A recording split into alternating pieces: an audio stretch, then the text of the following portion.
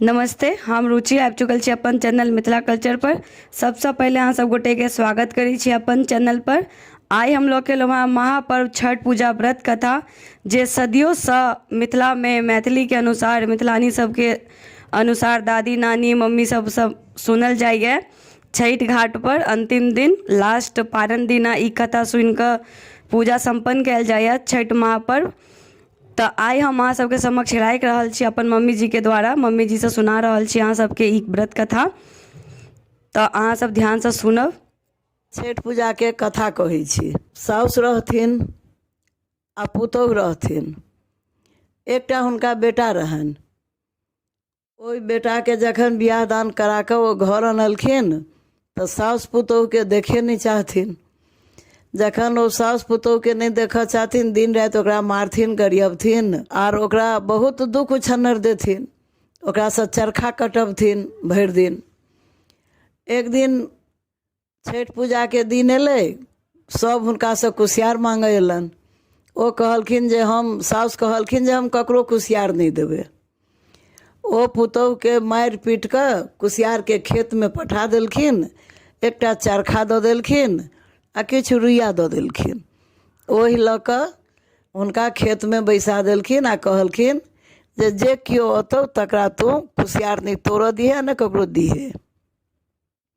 पुतोहु ओ लऽ कऽ ओहिठाम बैसल रहथिन, कनैत रहैत बैसल रहैत। जे कुसियार तोड़ऽ अबै ओकरा तोड़ऽ देथिन, जे मांगनि तकरो दऽ देथिन। हुनका जखन सबटा कऽ देलखिन, आई बड्ड कनैत रहैत, तऽ एकटा बूढ़ी एलखिन, राणा मैया एलखिन बूढ़ी के भेष में। ओ कहलखिन जे तू जते कनै छा एहिठाम बैसल छा, आइ के दिन लोग रुइया नहीं छुबैया, तू ई चरखा कटै छा बैसल छा, से तू कोन दैत छा कि भूत छा से बतो। ओ अपन सबटा कहलखिन जे ने हम दैत छी ने भूत छी, हमर साउस एना एना हमरा कहलक है जे कुसियारक खेत में जाकर तू रहिहा, ककरो कुसियार लेबऽ नहीं दिहे यानी तू दिहे। तैं हम कनै छी आ हम एहिठाम बैसल छी। सब कुसियार तोड़ि लेलकै। आइ जे हम घर जायब तऽ हमर साउस तऽ हमरा फेर मारत। ओ कहलखिन जे तोहर साउस तोरा किछु नहि कहतौ, तू मांग हमरा से की मांगै छा, उजर लेबा कि पियर लेबा। ओ कहलखिन जे हमरा अहाँ पियर दिअ।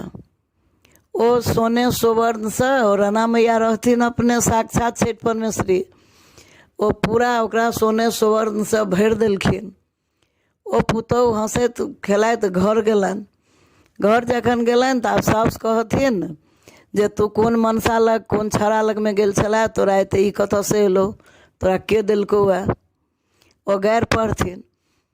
हुनका पुतोहु बता देलखिन जे देखियौ ने हम कतौ गेलहुँ ने हम खराब छी, एना एना हम कुसियार के खेत में कनै छलहुँ हेँ, तऽ एकटा बुढ़िया आयल छलै केश तेश पाकल, हमरा से पुछलक जे तू की मांगै छा से मांग। तऽ हम कहलियै हम पियर लेब। तऽ ओ हमरा सौंसे देह पियर कऽ कऽ चलि गेल। फेर ओ कहलखिन जे ठीक छै, अखन तऽ तू गेल छलहा, भोर में हम अपने जायब। भोर में वएह चरखा लऽ कऽ रुइया लऽ कऽ साउस गेलखिन कुसियारक खेत पर। ओ जे गेलखिन भोर में कुसियारक खेत में, तऽ ई अपन चरखा कटैत रहैत, ओतऽ बैसल रहैत, ककरो ने कुसियार छुबऽ देलखिन। ओ बूढ़ी फेर एलखिन, राणा मैया अपन बूढ़ी के भेष में धऽ कऽ। ओ आबि कऽ हुनका पुछलखिन जे तू जे एहिठाम कुसियारक खेत में ई चरखा कटै छा, आइ के दिन लोग चरक नहीं छुबैया, तू किया कटै छा।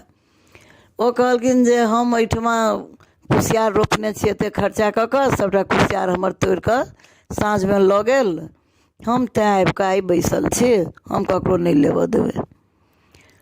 ओ कहलखिन जे ठीक छै, तू की मांगै छा से कह, उजर लेबा कि पियर। ओ कहलखिन जे अहाँ हमरा उजरे दऽ दिअ। ओ जे कहलखिन उजर दऽ दिअ, पूरा शरीर हुनकर उज्जर कऽ कऽ राणा माय अपने चलि गेलखिन। फेर ई कतबो खोजलखिन तऽ हिनका ओ कतऽ भेटथिन, ओ तऽ साक्षात छठि परमेश्वरी रहथिन खुद। ओहिके बादमे जखन हिनका पूरा देह उजर भऽ गेलनि, ई कते कबला कते पाती सब करैत आ भोरमे जे घर अयली तऽ कहलखिन जे देखिए हमरा देह पूरा देहमे उज्जर भऽ गेल। जेहन पुतहुके भेलनि तेहन सबके होइ, जेहन सासुके भेलनि तेहन ककरो नहि होइ। ओ पुतहु उठलखिन, जतेक लोक कथा सुनि कऽ औंकरी फेंकने रहथिन ओ सबटा औंकरी बीछि कऽ अपने बाले बच्चे सबके ओ प्रसादके रूपमे ओ औंकरी खुअलखिन आ राणा माइ हुनका जय जय कऽ कऽ हुनकर घर गृह बसौलखिन। इएह भेल छठि परमेश्वरीके ई कथा भेलनि। यह जानकारी छला हमारे पास जे हम अहाँ सबके बतेलहुँ हैं। चैनल पर वीडियो पसंद आवे तो लाइक करू, सब्सक्राइब करू, शेयर करू और मिथिला के बेटी के आगा बढ़ाओ। जय मिथिला, जय मैथिली।